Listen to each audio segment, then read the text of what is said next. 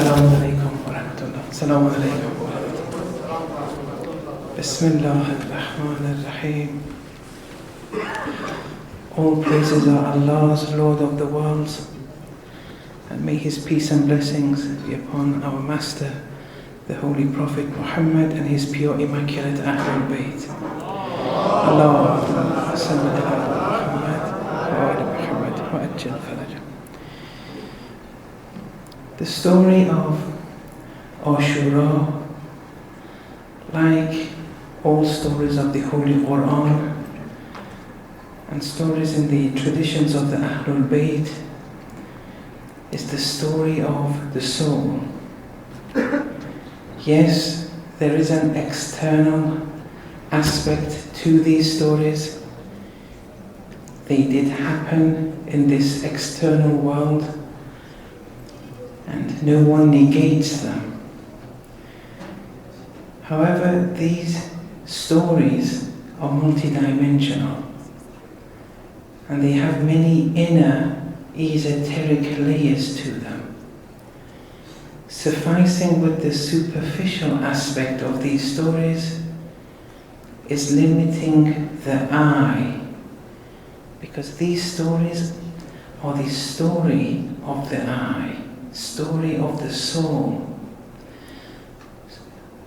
They're a story of what I can be, what I am, what I can become.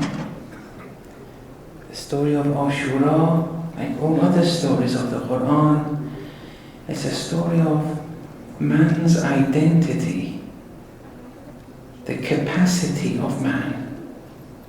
Yes, there is a superficial aspect to the story. Many events happened 1400 years ago, and they were important events. They should never be forgotten. However, sufficing with this superficial narrative will be limiting yourself.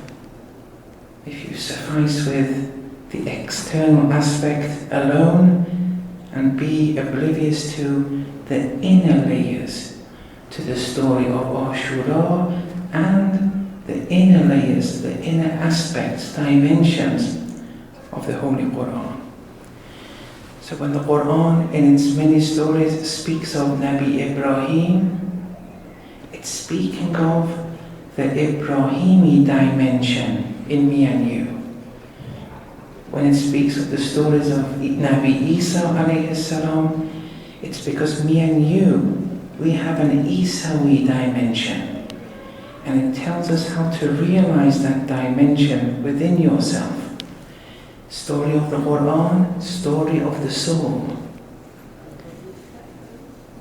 You just pay attention to the external aspect, the soul is losing out. You won't find your identity. You won't find sa'adah and salvation by sticking to the external aspect alone. You can't suffice with that. When it speaks of the stories of Musa alayhis-salaam, because we have a Musawi dimension, that has to be realized. But it also speaks of Pharaoh, because of the capacity to be pharaonic lies within also. We can be pharaonic. We can be Nimrodic, Namrudi. So these stories are important. Not because it's a book of history. No, because the Quran is not a book of history. If you just look at it at a book of history, well, there are other books which go into the historical narrative in much more detail. But the Quran, being the Quran, letter to letter, word to word, being Allah's word, there's much more than a historical narrative at stake. There are many esoteric, butuni dimensions at stake. And these have to be explored the fulfillment of salvation of the soul. Now, before we approach the story of Ashura, just one aspect of it, I just want to give one story of the Quran and go through its esoteric meanings, just for you to have more of an understanding of what I mean. Now, this particular story I want to go through, maybe some of you have listened to me explain this before. A few weeks ago, I came across a tradition from Imam Husayn, alayhis-salaam, and he went into detail with this and mentioned things that I had missed out on previous occasions when I went through this story. So I just want to complete it. It's a story in chapter 2, verse 249, the story of David and Goliath, or Saul and Goliath. فَلَمَّا فَصَلَ طَالُوتُ بِالْجُنُودِ. When Talut, which is Saul in the biblical language, Saul, when he set off with his troops. Now, Talut or Saul was a man of God. He wasn't a prophet, but he would receive revelation. In his army was Nabi Dawood alayhis-salaam. Now, there's a historical narrative which is mentioned, but we have to now see who the Saul, who the Talut of the time is. Have this in mind. At that time, the wali of the time was Talut. There's always a wali. The earth is never free from a wali. Wali is a name of Allah. And since Allah always is, there's always going to be a wali on earth ruling. Nabi is not one of Allah's names. That's why there's an end to prophethood. When Saul set off with his troops, قال, he said, إِنَّ اللَّهَ مُبْتَلِيكُمْ بِالنَّهَرِ. Look at the codes here. Verily Allah is testing you with a stream. We're being asked this question today. I have to always go with the esoteric meanings as we go through the external aspect of the verse, just to make sure everyone is on the same frequency here. He's testing you with a stream. Now, the external story was like this, that Saul, with an army of 80,000, according to some traditions, he set off to battle against Goliath, the forces of evil. There, they encounter a stream. Saul says, don't drink from this stream, it's a test. Most of them drank from the stream, and they couldn't go to the other side of the stream with Saul. A few of them drank only a handful of water. A few of them, a minority. But an even smaller minority drank nothing. So there are three groups. According to a tradition from Imam Husayn, he divided this army into three groups. Many of them just drank from the water a lot. They couldn't pass to the other side with Saul. A minority only drank a handful of water. But an even smaller minority, they drank nothing. The third group was 313, according to some traditions. The wali of the time says, this stream is a test for you. What does the stream mean? Well, it happened. In history, such an event happened, such a battle occurred, so be it, yes. But let's go to the butun, the esoteric dimensions of this story. Here, many traditions from the Ahlul Bayt refer to the stream, the ocean, the sea as the dunya. Inna dunya bahrun faqad ghariqa fiha jaylun kathir. The world is an ocean. Waves of people are getting drowned in this world. Waves of people. Inna Allaha mubtalikum binahar. The stream is a test. Who's saying it? The wali of the time. The dunya is your test. Then look at the code. The next code. فَمَنْ شَرِبَ مِنْهُ فَلَيْسَ مِنِّي. Whoever drinks from it is not one of mine. This is Talut, many thousands of years ago. You want to be a defender of Wilayah today? You want to be one of his, on his side? Whoever drinks from the water, whoever gets drowned in the dunya, is not one of mine. They can't be of service to me. See, now the story is acquiring new dimensions here. You want to be one of Allah's lovers, one of Allah's awliya, a supporter, defender of Wilayah? Today, the dunya is the test. Whoever drinks from the water is not one of mine. These are the prerequisites now. Required. Many people can pretend to be a defender of Wilayah today. Many people can pretend to be a defender of Islamic leadership today. They can pretend, but can they pass the test?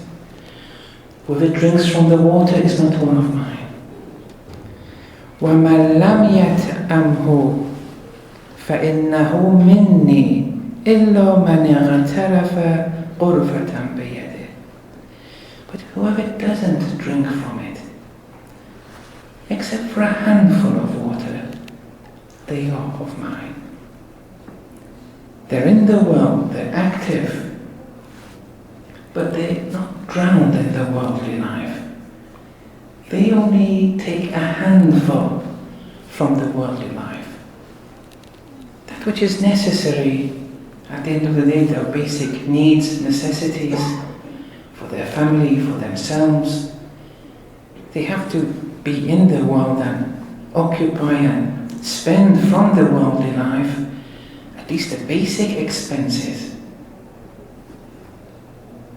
They are of mine. So this is the first classification of the army, where it's divided into those who are totally drowned, those who aren't drowned, they take a handful from the worldly life. But then, according to the tradition from Imam Baqir, when the verse reads, فَشَرِبُوا مِنْهُ إِلَّا قَلِيلًا مِنْهُمْ, they all drank from it except a few. Those few drank nothing of the water, not even a handful. Not even a handful of water was drunk.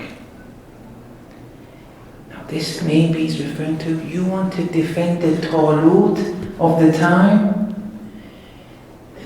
Even going through the basic expenses, that's not a prerequisite. It's difficult to defend Wilayah. You want to be Taluti? There's going to be major changes you have to undergo. You have to sacrifice a lot. They drank nothing from the water, the third group of the army. Sorry, but it's not easy. We can speak, give lectures from the pulpit, but it's difficult to be a true defender of Islam. Most of us are playing around and drowned in the physical world. We just have to look at ourselves. That's not to say that marriage, children, the workplace, studies, these are bad, no. But they're not done unlawfully. They're all done unlawlessly. We can't, kid ourselves. There's no Allah in the picture. Only when all actions are done unlawfully can you detach from the worldly life whilst being active in the world. It needs sincerity, dedication. They drank nothing from it. So then the story reads, فَلَمَّا جَاوَزَهُ هُوَ وَالَّذِينَ آمَنُوا مَعَهُ. So when Talut and those who were believers accompanying him, when they crossed the river, the stream, now here it's Talut and the second and third group, those who drank a handful only and those who didn't drink at all. Those who drank considerably, forget them, they didn't pass through. Only those who believed and accompanied Talut, when they crossed the river, قالوا, Imam alayhis-salaam says, this قالوا now is the second group. The first group, they've been left behind. The second group, who only drank a handful of water, they said, لا طاقة لنا اليوم بجالوت وجنوده. Today we have no strength against Goliath and his troops. Esoterically, we have no strength against the satanic forces within. We couldn't defeat it. We're weak. We have no strength. Why? Because they only took a handful of water. Handful of water, the basic expenses. To be a defender of Wilayah, to be Taluti, you need more than this. Many people can pretend to be Taluti. Time will tell. Over time, they may start out very well, they may end with a negative fate. Shimr, Laknatullah alayhi, he was, at least on the surface of things, his iman was stronger than mine and yours, without a doubt. He fought for Amir al-Mu'mineen in the Battle of Siffin, side to side with Imam Husayn alayhis-salaam. You can pretend to be a defender of Wilayah, but inside there were other things. According to the Sharia, he did everything on a par with the external aspect of the Sharia. The wajibat he would do. He would do Salatul Layl every night. He would fast almost every day. But there's much more to the Sharia. There are many things which are problematic spiritually, but it's outside the jurisdiction of the Sharia. The Sharia doesn't find it problem, doesn't have a say in relation to it. You hold a grudge against people, you don't forgive people, that's contaminating your soul. They're not sins according to the Sharia, but they're contaminating you. If you don't forgive, if you don't help, you hold on to grudges, let alone backbiting and stealing, these are haram according to the Sharia. But there are some things in the realm of ethics, it's spiritually problematic and it will contaminate you, but according to the Sharia, there's no say on it. Then in Irfan, there are some things like loving a big house. There's nothing wrong with it according to the Sharia. There's nothing even wrong with a big house ethically. But if there's no Allah there, and there usually isn't, it's polluting the soul. I mean, sometimes some people can have a big house and Allah is there from beginning to end, that's another story. But most people, loving a big car, there's nothing wrong with that according to the Sharia. There's nothing wrong with that ethically. But when the love is there and there's no Allah, you're polluting yourself. This irfani pollution and the previous ethical pollution, if it reaches a certain threshold and passes this threshold, it will make you susceptible to sins of the Sharia. It's difficult. Over time, then shame showed his real colours. Sometimes it takes 10 years, maybe 20, 30, 40 years.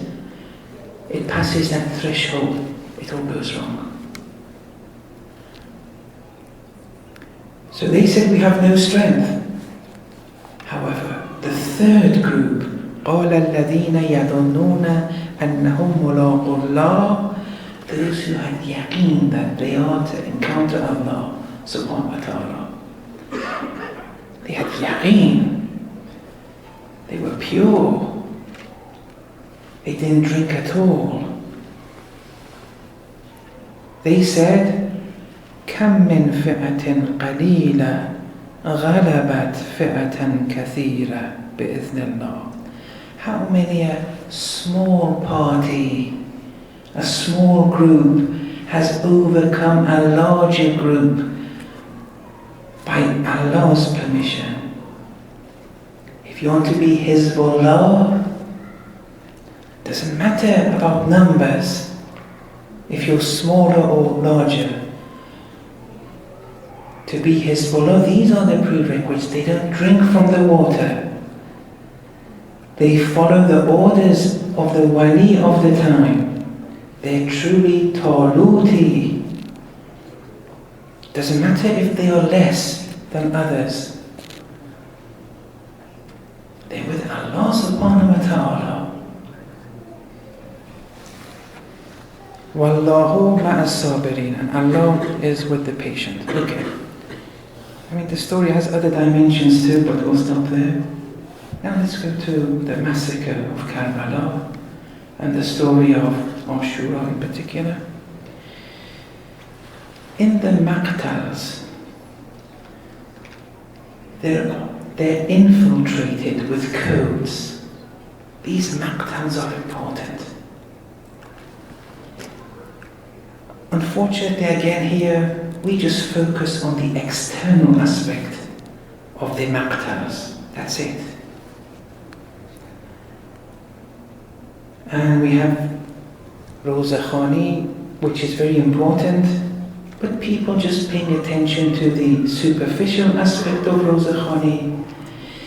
The youth being attracted to Roza Khani because of the rhythms and music, some of them, without paying heed at all to the codes of the maqtals. The maqtals are important. We've had them for over 1,000 years. We should never get rid of them. Roza Khani is vitally important. But to convey the Husayni message, if you just pay heed to, and just adhere to, and just stick to the superficial aspect, it's of no use. Well, of minimum use. We want to be Husayni. The key to be Husayni, alayhis-salaam, is in the maqtals. There are so many codes, esoteric, inner dimensions that are there, but we just pay attention to some external events that happen then. We cry, the crying is important though. But sufficing with those crying, that form of crying, sufficing with that may be problematic.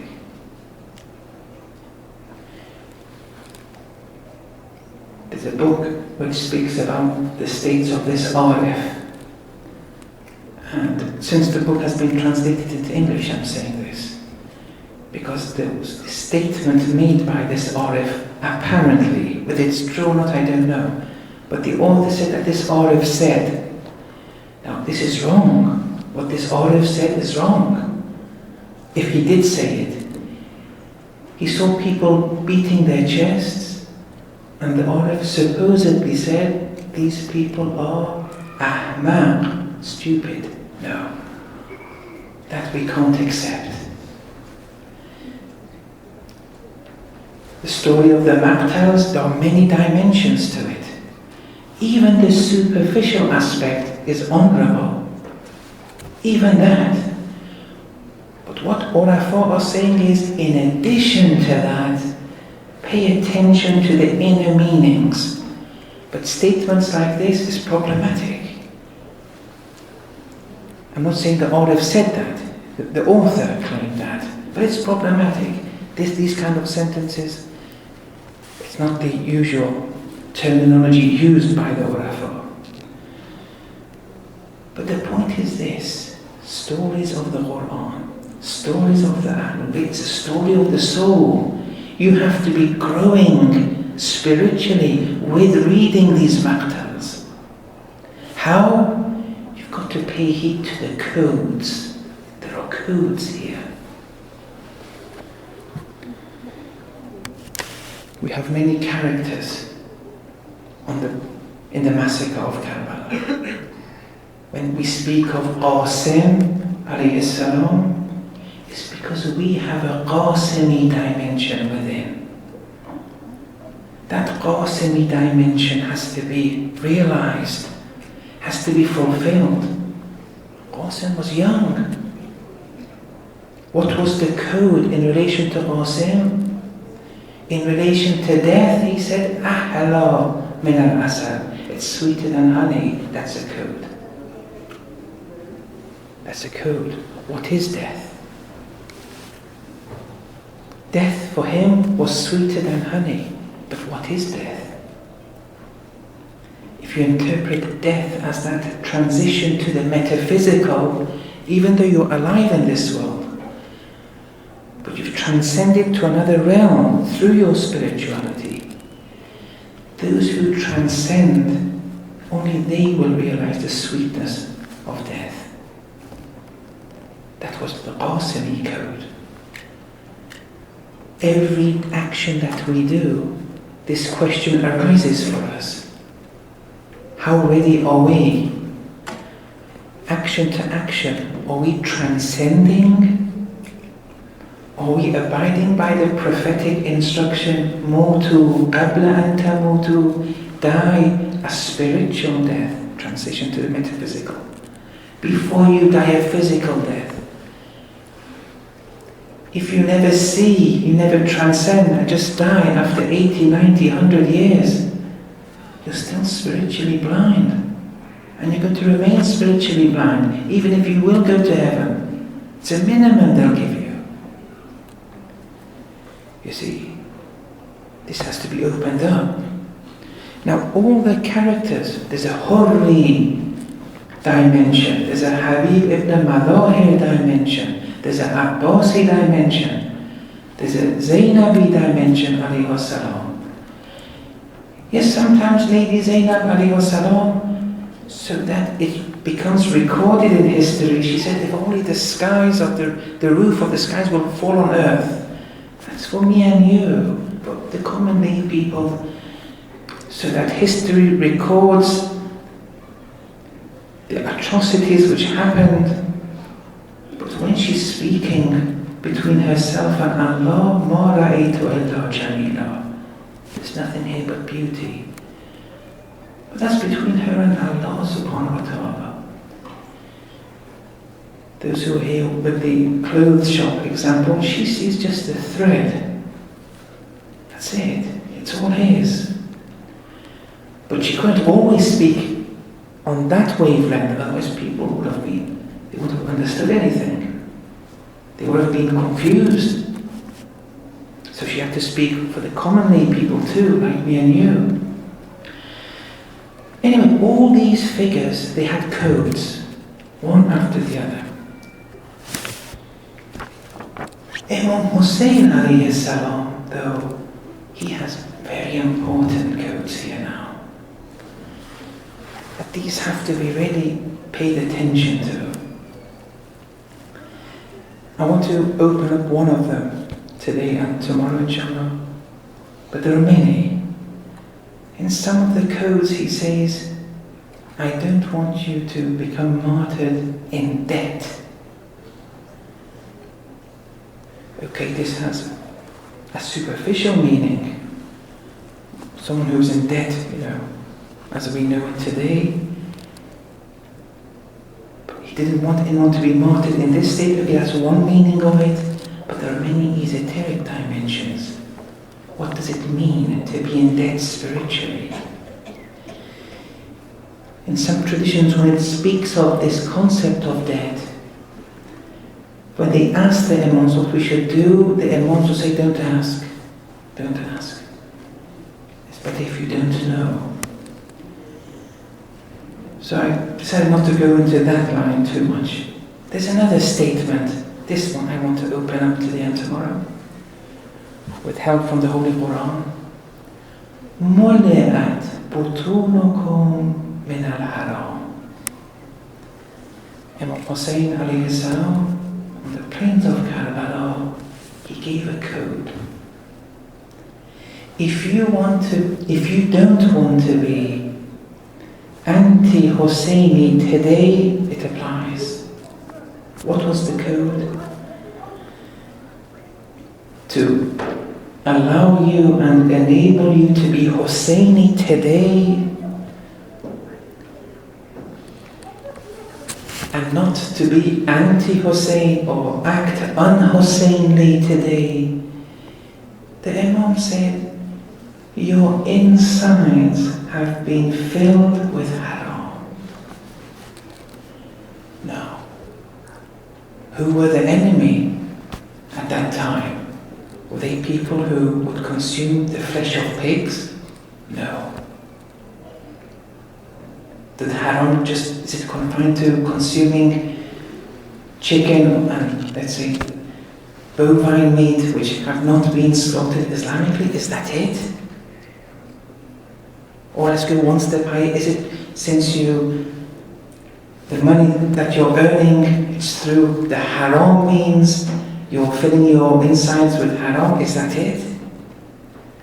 Was that the problem only that all those Muslims had? They just consumed haram meat and they had haram professions earning haram money, for example. This was it. But only one small part of the problem. The problem was deeper. Your insides have been filled with haram. Well, the enemy against Hussein, most of them, they weren't filling their physical stomachs with haram. Actually, most of them were acting on a par with the Sharia. They were praying and fasting like you knew, maybe even better. You can never be complacent. That's just a superficial thing. It's only one part of the equation. I'm not denying it. It's one part of the equation. But what does inside mean? Butunukum. What does it mean when your butun is becoming filled? That's another question. And what does haram mean?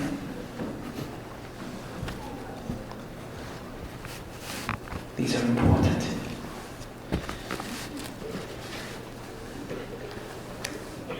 Butun, the superficial understanding is when your stomachs, you're eating haram meat, for example, and so on and so forth.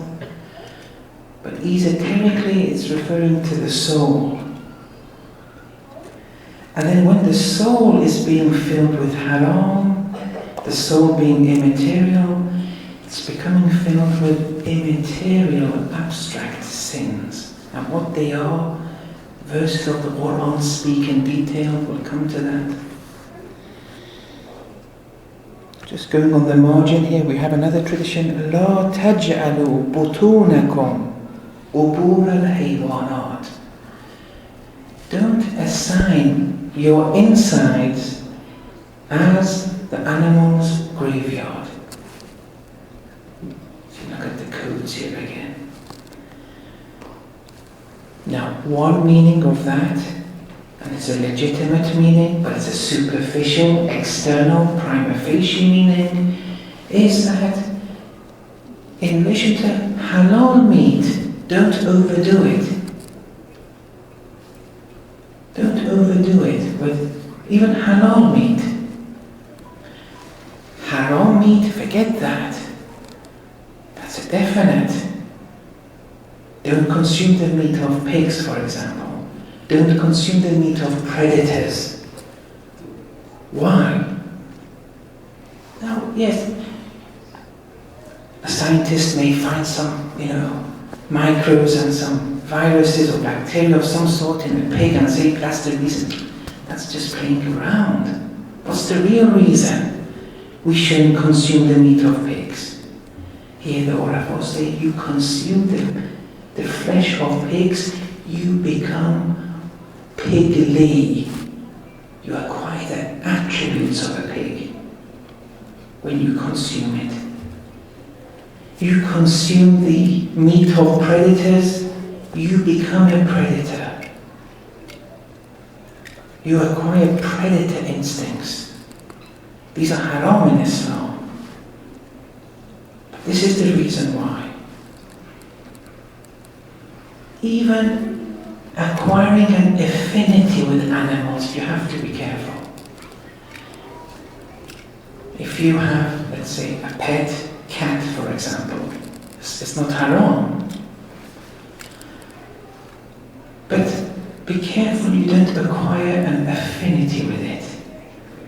Otherwise you acquire attributes of that animal. Why do you think we have to choose righteous friends?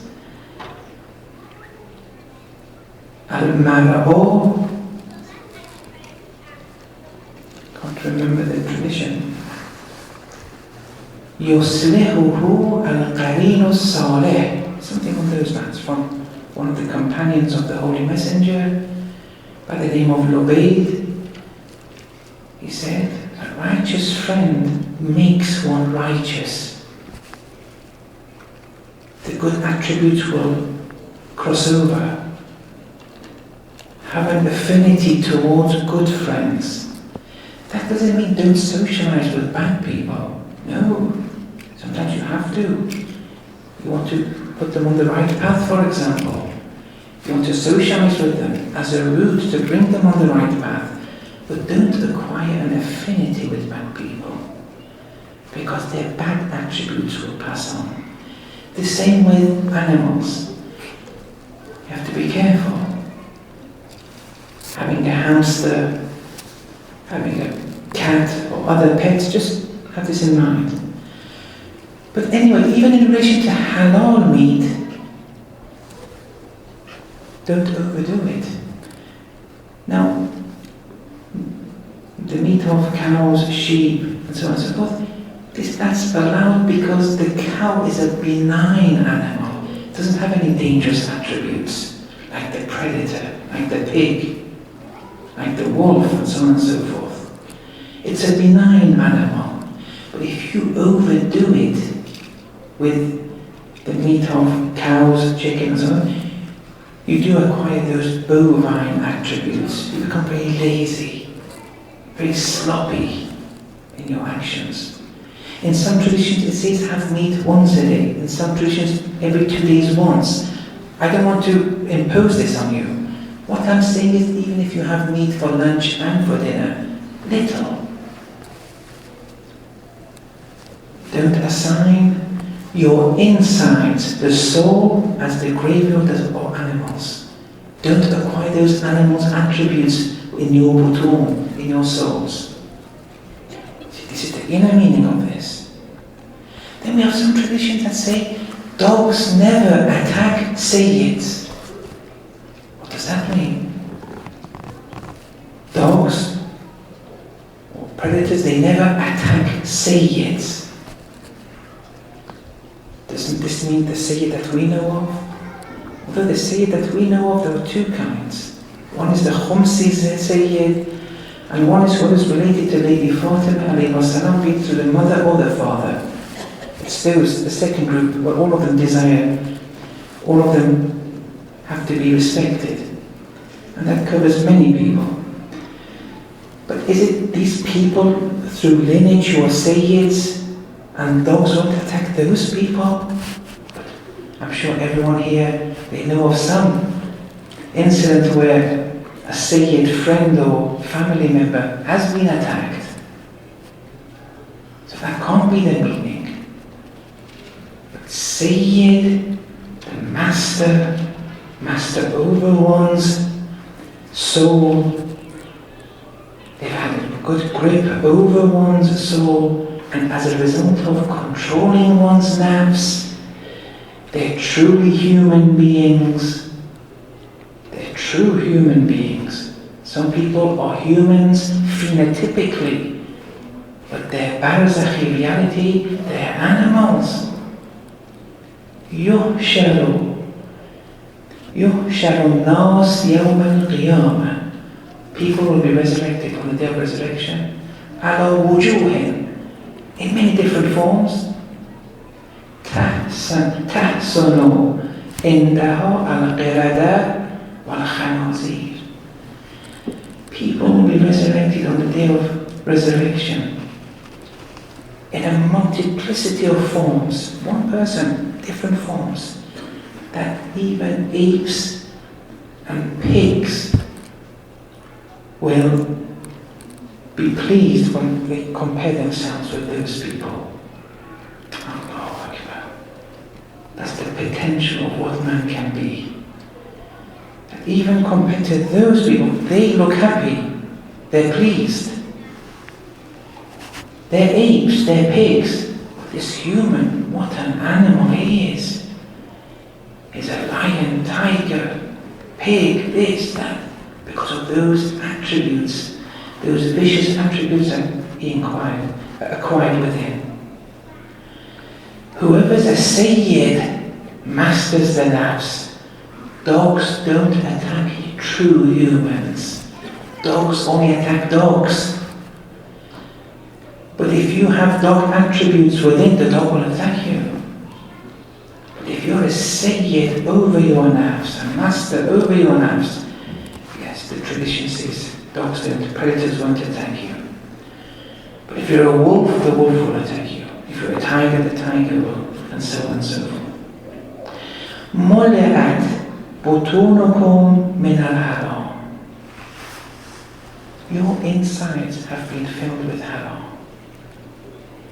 Insides being the soul, but what is this haram? And there's one verse of the Holy Quran which goes into depth and detail. And inshallah tomorrow we'll go through this slowly. It's a very important verse, and it opens the codes to become, inshallah, Husayni sallallahu ala Muhammad